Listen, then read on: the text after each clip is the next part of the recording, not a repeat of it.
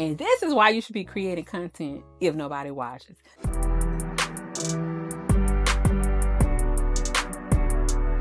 Number one reason you should start creating content is because you're creating content for you. When you create content for you, you are actually filling a gap in the content space, and you're creating content that you wish existed. And so, this is when you're going to show up sharing your life stories, your life lessons, your experiences. And for me, I'm creating content that I want to see in the personal growth and the mental wellness space, and sharing lessons because I know that my experiences and my wisdom can help other people. Number two, you create because you want to help others. When you start sharing your stories and your wisdoms to comfort somebody else, it really just does something within you. Like, it gives you so much joy.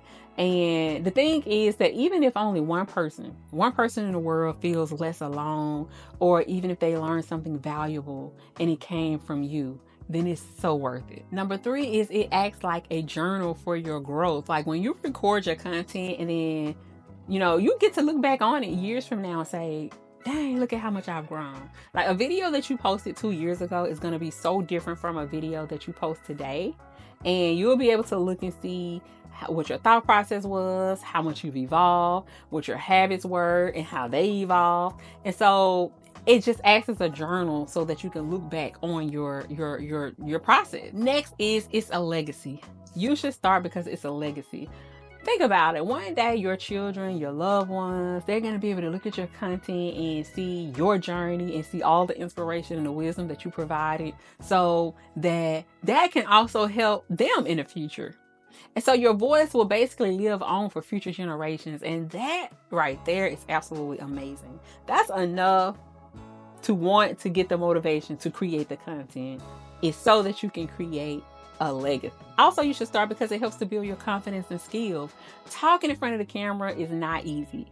It is a skill that you develop over time, but once you start to communicate consistently and to put yourself out there more, it's actually going to help you become a better storyteller, a better communicator. And so while you're doing like YouTube videos, it's going to help you also get better with editing. It's going to help you with all the technical and the creative abilities and skills that you need to refine your work. And so you just get better over time. Like, you can't beat that. Next is it brings about unexpected opportunities, like opportunities that you can't imagine are going to start coming your way.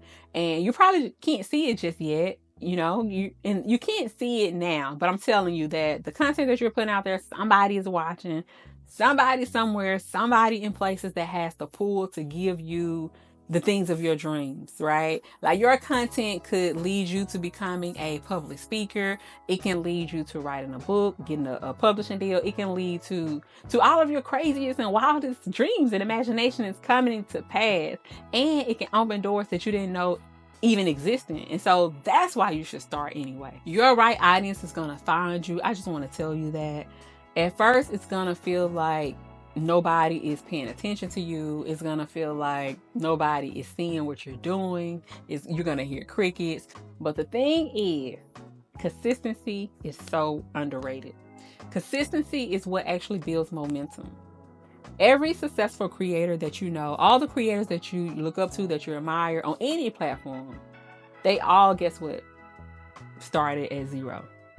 And so the work that you're putting in right now is just practice for your future audience, that future audience that you're going to build. And that's all it is. Like, it's work for you to be able to look back on. You have your content library that your future audiences are going to be able to enjoy. It's about resilience in the process. You're building a habit. You're building discipline.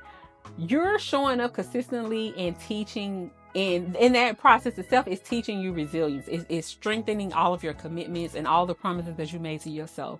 So it becomes less about the numbers, less about the comments, less about the subscribers, the views, the likes, and it becomes about the value that you're creating in your own little ecosystem. And again, you never know who's watching you. Like, even with a small audience, like, the right person could stumble upon your work, your content, who can either change the trajectory of your life or or you can change the trajectory of theirs, which is just as important.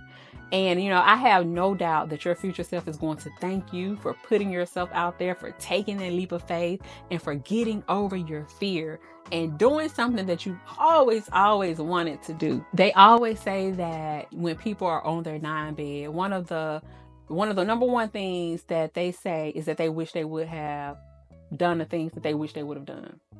And so if creating content, starting a YouTube channel, starting a podcast, or whatever you wish you would have done if you're on your desire your deathbed that you desire to do it now. I say go for it. Why not?